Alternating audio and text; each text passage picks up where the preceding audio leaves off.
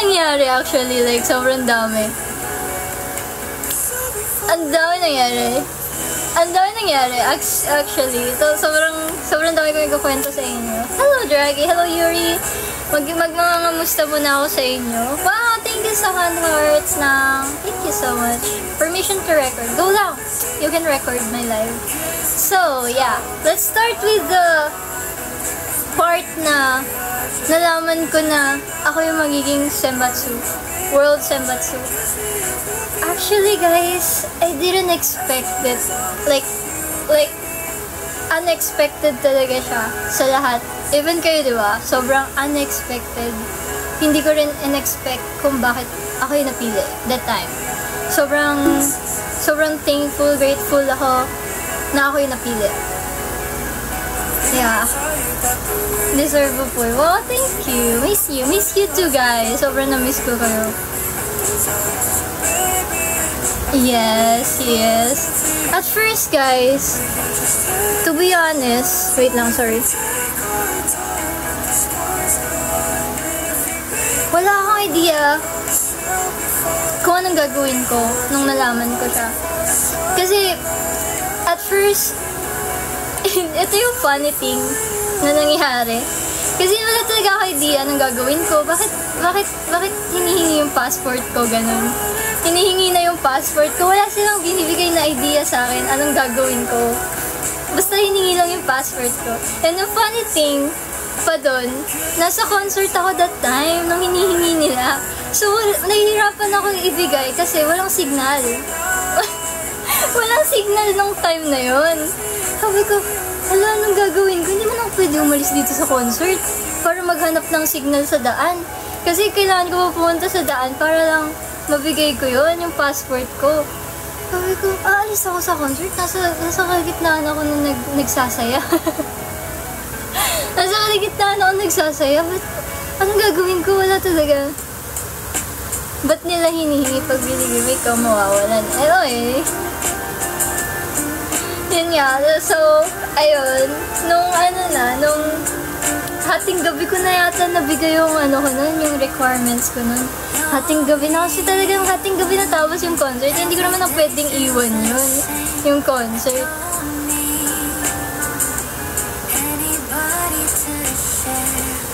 Yeah. So, ayun. When yung time na yun, pagkabigay ko, sabi ko, meron? Bakit kinukuha yung passport ko? Ganyan. Wala talaga idea. Tapos sabi sa akin, yung management, may photoshoot ka sa Japan. I was like, photoshoot sa Japan? Photoshoot sa Japan? Tapos sabi ko, na-curious na ako. Siyempre, curious na ako. Sinong kasama? Ako lang ba? May iba pa ba? Ako lang ba pupunta doon? Ganyan. Eh, sabi sa akin, bawal sa, like parang tahimik lang. Walang huwag ipagsabi sa iba muna. Ayun, parang confidential, ayun. Confidential siya. Tapos sabi ko, confidential? Paano ko malalaman kung sino? Sabi ko, sino yung mga kasama ko? Eh, ako naman, sumunod ako. Sabi ko, okay, confidential, hindi ako nagsalita. Wala ako sinabihan kahit kanino. As in, even the members, the closest members na meron ako, hindi ko sinabi sa kanila na nahimik lang talaga ako.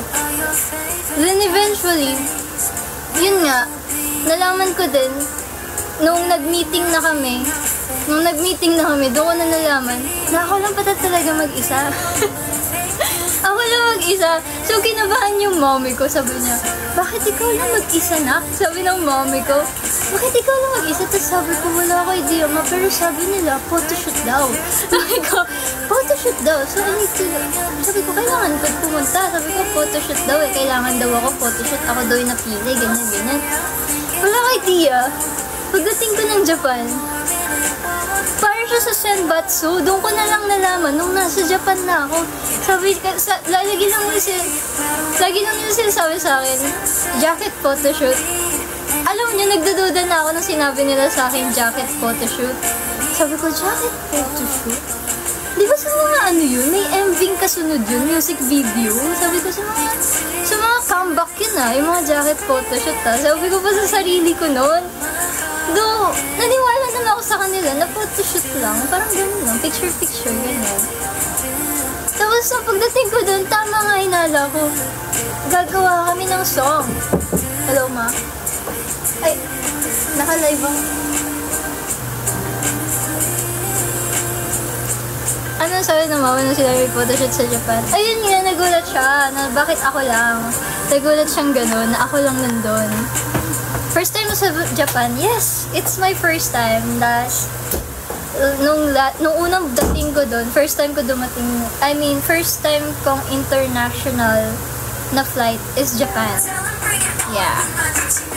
Yun yung pinaka-first time ko.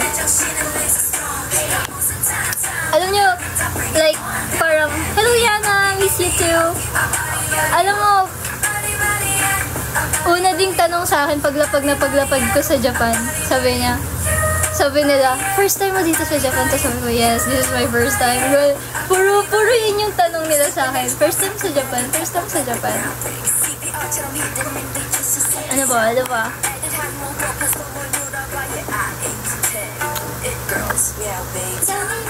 How was working with the legendary Ace May? Alam niyo guys, sa kanila, like, first ever OG member na na-meet ko is si Kojima. Siya yung unang-una kong na-meet talaga. As incoming all girls, overseas members, naka-line up. Then, nag-greet kami sa kanya, isa-isa. Gin-greet namin siya isa-isa, ganyan. Inano niya kami. Like, ayun, bago siya mag-photoshoot, naka-ano siya sa amin. Kasi, nung time na yon, nung photoshoot namin, siya yung kasabayan namin. Yeah, si Kujiharu. Siya yung kasabayan namin. Kaya siya yung marami ako interaction talaga. Siya yung pinakamarami interaction. Even sa dance, I don't know if you saw it. Siya yung kasama ko sa dance. Sa akin siya hahawak, tapos maglilin siyang ganun sa akin. Gaganon siya. Yun yung ginawa niya, kasi hindi nakita sa camera. Sayang. Hindi siya nakita. Tapos siya din yung parang ka-interaction ko na like mag-hello. Like ganun. Kasi may ganung moment, choreography na pupunta ako sa likod ni Kojima. Tapos mag-ahay akong ganun sa kanya. Like, hi, ganun. Titinginan kaming ganun. Tapos interaction. Ganun siya.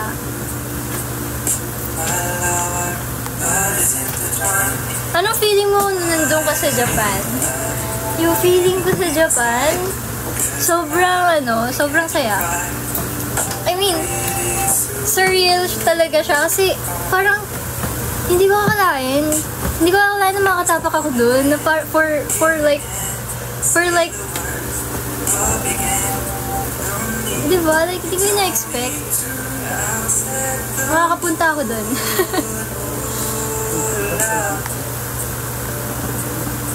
Nakita ata kasi nakatalikod ka. Nakita ata si natin. Oh yeah! So, nangakuhay. Okay, there's a moment na hindi ako nakatingin sa camera. You saw that? Kasi, may story behind that. Ang funny ng story behind that. Si Zuki. Si Zuki, we have like inside joke with that one. Kasi, nung nagpo-practice kami, sabi namin, we need to, mag-i-interact kami. Tapos, niloloko ko siya. Niloloko ko si Zuki, sabi ko sa kanya, pag nag-i-interact kami, Zuki. Sinasabi ko yun sa kanya, kaya nagtatawanan kami every time na part na yun, na yung interaction namin. Sabi namin, Zuki, gaganon ako sa kanya. Tapos sasabihin niya, CJ. Like, parang kami doon. Kaso nga lang, the angle of the camera is nasa side ko. So, kapag nag-interact ako kay Zuki, nakatalikod ako sa kanya. Si Zuki, sakto, nakaharap si Zuki doon. So, nakita niyo yung camera, nag-red light. Alangan sabihin sa akin ni Zuki, tingin ka doon. Hindi naman niya masasabi sa akin yun. So, ako naman, talagang ako sa kanya makipag-interact, like, Zuki. Ganun kami. So, hiyata ako ng tawa nung nakita ko yun sa live performance, I was like, oh my gosh, bakit inon yung camera kung kailan nakatalikod ako? hindi aware yung cameraman that interaction is like pag ano, like nakatalikod ako sa kanya. Bestie mo na si Zuki. Actually, she helped me a lot din. One of the member na tinulungan ako that time. Kasi, like, lagi kami magkatabi. Kaming dalawa ni Zuki. Like, lalo na kapag, like, parang may interview. Like, magbi-video kami. Hahawakan niya yung kamay ko just to feel comfortable. So, around them. Kasi nga, para hindi ako, like, parang maging shy, ganyan. Hinahawakan niya yung kamay ko. Like, nakagaling siya, nakaheld siya, gano'n. Like, I was like, okay. Ganun ako. Nakahawak lang siya, ganun sa akin. Hinahawakan niya ako. Hindi mo niyaya pumunta sila ng Pinas.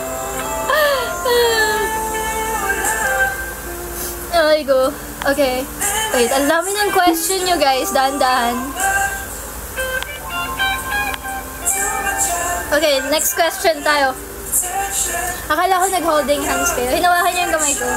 Actually, I want to hold her hand to. Yun, parang gusto ko din hawakan yung kamay niya. Kaso nga lang, hindi ko mahawakan kasi talaga mahigpit na hawak niya dito, dito sa arm ko. Like, hinawakan niya talaga. Sabi niya, huwag ka lalayo. Parang yung nasa utak niya, huwag ka lalayo sa akin. Dito ka lang. Ganun yung una sa utak niya eh. Ano yung biggest thing na nagpagbago sa'yo after maging senbatsu sa Japan? Actually, ang dami. Ang dami ko na-realize. Ang dami kong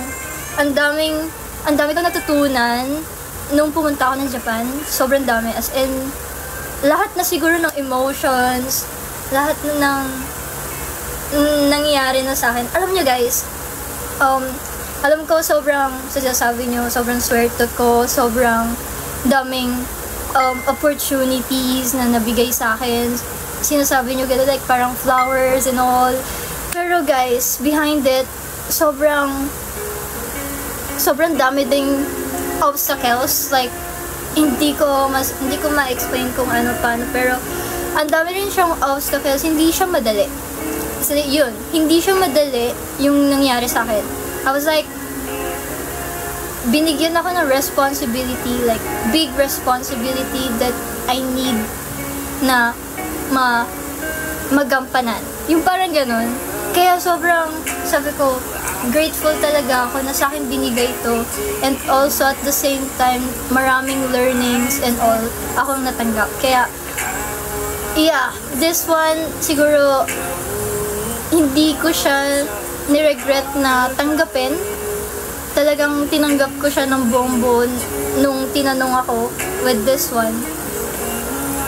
Talagang alam nyo, umabot sa point na at first, yung parents ko ayaw nila ako payagan. Hindi nila ako papayagang pumunta mag-isa sa Japan. Ayaw nila. As in, kinausap lang talaga siya ng management, yung mommy ko. Kinausap sila about sa mga gagawin ko nga doon. And eventually, ako din, syempre, pinursuade ko din yung parents ko na pumayag sila eventually. So, ayun, natuwa naman ako na ito yung naging outcome and sobrang grateful ako sa opportunity na binigay nila sa akin. Malaki improvement ko, to be honest. Yeah, actually, the improvement I have with this one, kasi I learned a lot when I was in Japan. Sobrang dami kong natutunan. Though, sobrang liit lang naman, sobrang minimum lang ng time ko with them. Pero, na-feel ko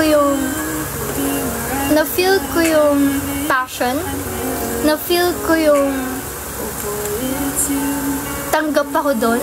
Na parang, paano ba i-explain na? Parang, welcome. Sobrang welcome ako nung pagdating ko sa Japan.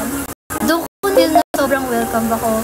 Alam niyo guys, nakakatuwa lang na dumating ako sa practice room and the members are jumping when they saw me. Sobrang natuwa talaga sila nung nakita nila ako.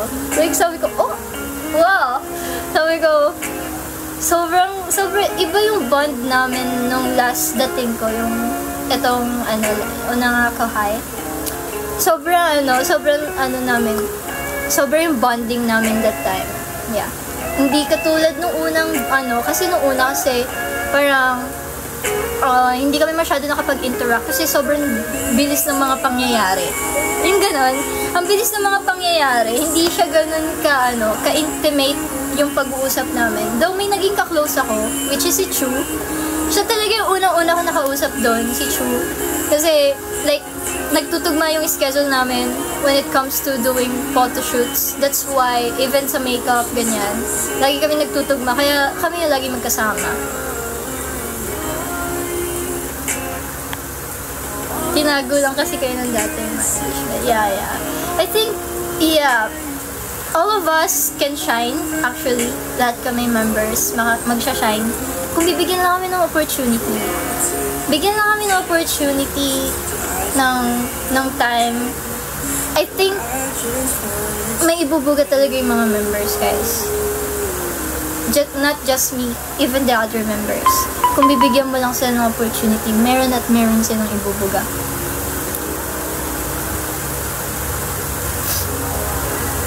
Sure, diba? Kahit sino naman bakit? Meron bang, I mean, you know that, guys, meron bang, like, paano ba sabihin yun? Meron bang gumagaling overnight? Like, give them time to improve themselves, diba? Give them time. Wala namang isasalang ka kagad, magaling ka na. Nandito tayo sa 48G, guys. Huwag natin kalimutan na sa 48G tayo. We're not a K-pop or something na tinitrain ng ilang years. Tinitrain tayo ng ilang years. Itatago ka sa dojon, pero tinitrain ka. Hindi yung itatago ka without doing anything, di ba? Dapat tinitrain, kasi sa K-pop, tinitrain ka, itatago ka ng ilang years, itatrain ka ng sunod-sunod. Pero dito sa 48G, iba kasi ito ilalabas ka, pero eventually, there's an improvement step by step. Bigla ko naalala yung meme. Step by step Okay. Kamusta ka-work si Miss Lynn? Oh, si Miss Lynn! Okay. Nakasama ko si Miss Lynn sa Japan. She's the one na parang nag-alaga sa akin doon. Siya yung lagi kong kasama during my journey sa Japan. So, maalaga si Miss Lynn. Alam nyo, guys, like, pagkakita namin sa Japan, ang dami niyang dalang food. Like, may food siya sa akin, snacks. Ito, vitamins, you need to drink this. Alam niyo yung drink the vitamin na iniinom? Wow, thank you, Kuya Rock, Rockstar. Kuya Rock, thank you. Yung drink the vitamins, you need that. Sabi niya sa akin, so you have an energy. Kasi alam niyo po, guys, what happened to me? Sobrang hectic ng schedule na nangyayari sa akin. Wow, thank you, Cuddle Bear. Thank you, Mr. Lurky. How was the Tagalog translation of OMP? Yung OMP, Hello. na Tagalog translation, for me, magugustuhan niyo yun. I think magugustuhan niyo kasi yung mommy ko nagustuhan niya yung mommy ko nagustuhan niya. So, magugustuhan niya yun. Magugustuhan niya yun. Musta pag-center sa MNL version, nag-pressure ba yun? Of course, there's a pressure about it. Of course, may mga pressure. You need to be pressured naman talaga. Though, yeah. No, abangan nyo lang sa 13. Yeah, yung song namin. So, medyo huwag nilisin si Shani of JKT. Oh! In Miss Lynn we trust, yes. Sobrang bait ni Miss Lynn. Ponytail to Shushu MNL version soon. No, hopefully. Hopefully. Alam nyo guys, ayun ba, Ponytail to Shushu. Oh my god. Alam nyo, na nalaman ko na ipe-perform namin yun, na-excite ako. Like, I was like, oh my god, I'm gonna perform an AKB48 song. Sabi ko, tapos kasama ko ba yung mga AKB48? Like, sobrang na-excite ako that time. Though, challenging siya sa akin kasi alam niyo bakit? Never pa namin sinayaw yan sa MNL. Wala naman kaming kantang ponytail to shushu. Kaya sobrang, wow, thank you, Kiro. Thank you, Edward. Thank you. Wala naman kaming song na ganun. Kaya aaralin ko siya with zero knowledge about the song. I mean, the choreography. So, inaral ko siya ng ganun. Zero knowledge talaga. As in, kaya sabi ko, oh my gosh. Sobrang challenging niya at first. But eventually, na-memorize ko naman yung sayaw. Yeah. Bagay kasi kay Ferdy, in-offer ka na ba lumipat? In-offer lumipat? Lumipat bigla. Diba? Like, parang sabi ko, tawa-tawa talaga ako nung sinabing ponytail to shushu. Oh my God, ponytail to shushu. Na-excite talaga ako. Oh, thank you, Edward. Thank you. Lagay ko. Yan.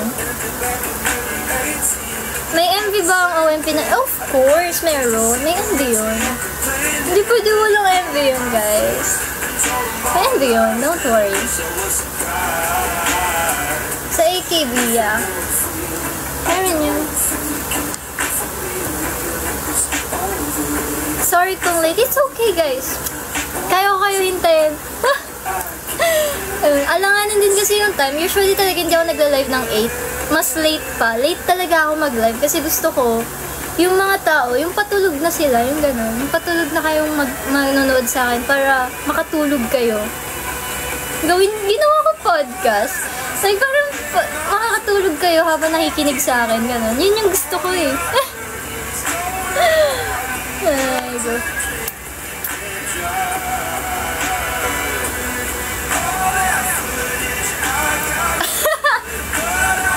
AKB yung MV. Abangan nyo na lang, guys, kayo naman. Huwag kayo mag-paspoil. Ang pangit kayo nai-spoil. Ang pangit kayo ma-spoil. Naano ba na yung admin mo? Yeah. I think may admin naman. Pero, I don't know if active siya. Kung active pa ba siya, kung kaya niya ba maging active or he needs help. Guys, if kailangan niya ng tulong, tulungan niyo yung admin ng Moons. Oo nga pala, guys. Oo. Kasi guys, I really need you guys, mga Moons. Sobrang kailangan ko kayo ngayon maging active. Ay, late sa chika, Rishin, wala na. Oh, ano? Oh my God. Alam niyo, sobrang excited na ako. Guys. Yes! Ang tagal ko hindi nag-live. Namimiss ko na kayo.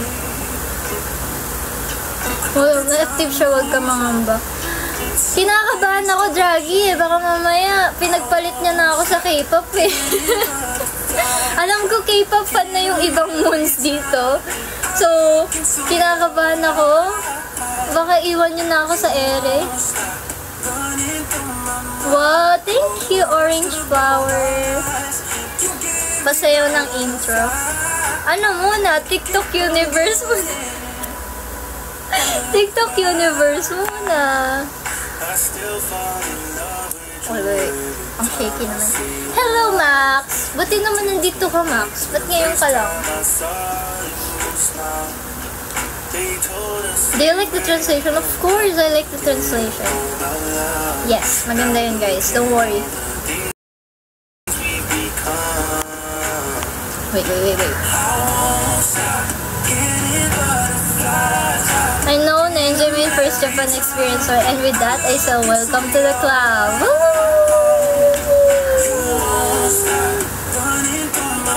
Alam niyo, sobrang happy talaga ako na mayroon akong opportunity na gano'n. Like, alam mo, hindi ko talaga ina-expect. Ang saya-saya ng feeling. Like, parang sabi ko, what? Ang ganda din. Ako yung ano yun din. Yeah. Okay. Ito naman. Every members, meron akong moments sa kanila. Though, medyo limited lang sa Japanese because we have a language barrier. Hindi sila masyado nagtutalk ng English. But, Buti na lang, some of them, they can talk English naman. So, kami, nakakapag-communicate kami. Deserve mo yan, Oshi. Oh, thank you! Ilang days ka depende sa ganap. Pero pinakamatagal, siguro, 4 days. Yeah, that's the longest, 4 days. Yun na yung pinakamatagal. Alam niyo, guys, basta, alam niyo, ayoko muna ikwento kasi may spoil kayo. Wait muna tayo. Malapit na yung 30, no? Malapit na yung 30, no? 9 pa lang kasi, 9. So, 13 tayo, 13. Maraming beses ako pumunta ng Japan, guys. Maraming beses na. Hindi lang talaga nalilik, which is good. Like, I'm so happy na parang walang nakakaalam. Alam nyo, guys, bawal ko kasi ipagsabi. May nababasa ako, bakit si CJ wala man lang update na nasa Japan na ganyan. Kasi guys, bawal sabihin. Mapapahama ka kapag sinabi ko. Well, bawal talaga, as in. Even my pictures, naka-held siya sa management. Hindi ko siya hawak. So, kaya sabi ko, oh my God. Did Jay call you CJ or Sij? CJ? Thank you, Kuya Rob.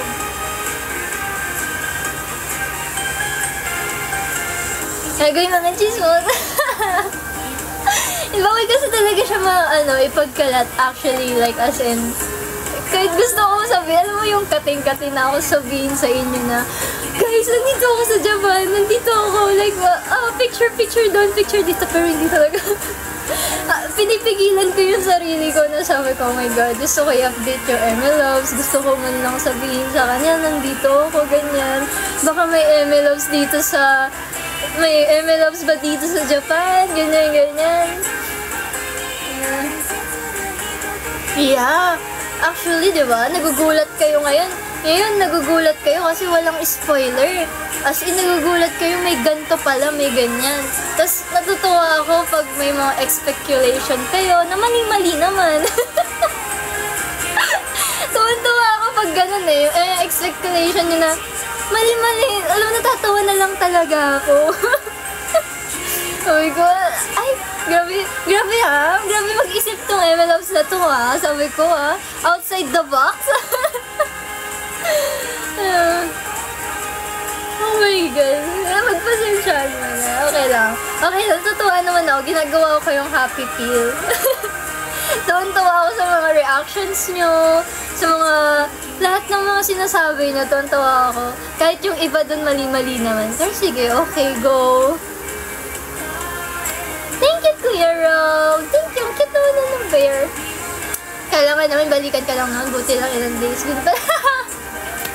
Alam niyo, di ba sabi niyo doon, ba't wala pa update si CJ? Ganyan. Sabi, alam niyo guys, kinulit ko yung management. Sabi ko, pwede po bang mag-send ako kahit sa dito sa broadcast ko para malaman nila na nasa Japan ako. Kahit yun lang. Sabi ko, isang picture or yung mga kinain ko lang, pwede po ba?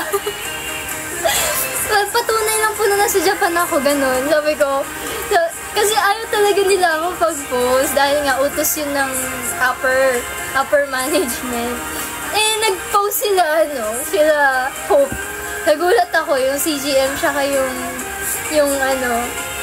ang tawag ito, JKT, nag-post din.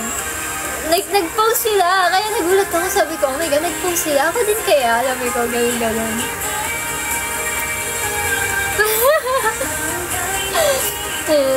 Kaya yun, inunahan na sila.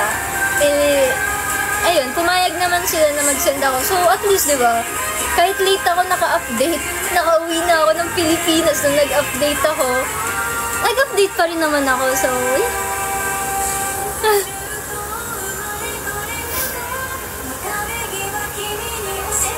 J-pop yung playlist. Oh, I have J-pop playlist, guys. Hindi nyo alam, pero meron akong J-pop playlist. Public siya sa Spotify ko. Marami akong playlist doon, guys. You can check it out.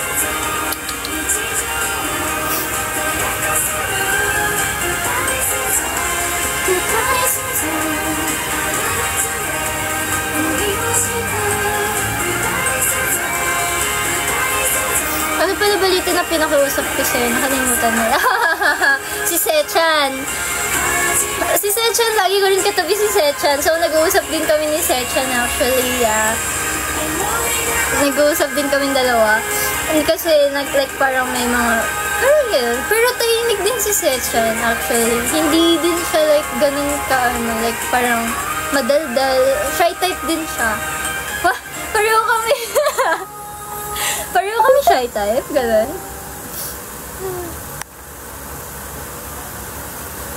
There you go. Nasa ano ka story highlights, guys? You can check my story highlights sa MNL48CJ. Meron ako doon. Playlist ata yung pangalan ng highlights ko. I forgot, pero meron akong Spotify playlist. JKT48 Grasha. Uy, sobrang bait ni Grasha. Actually, marami din kami interaction ni Grasha. Kasi nag-dinner kami that time. And 2 tables kami. Doon sa isang table, hindi kami nagkasya yung dalawa ni Grasha. So, humiwalay kaming dalawa. Silang lahat, yung mga OG member, nagkakasama. Nagkakasama sila. So, parang anong tawag dito? Nahiwalay kami. Pero magkatabi lang. Nagtalikod lang kami ni Grasha. Pwede na kami makipagdaldalan. Alam nyo, sa dinner time namin na yun, ang daldal namin lahat. Ang ingay namin.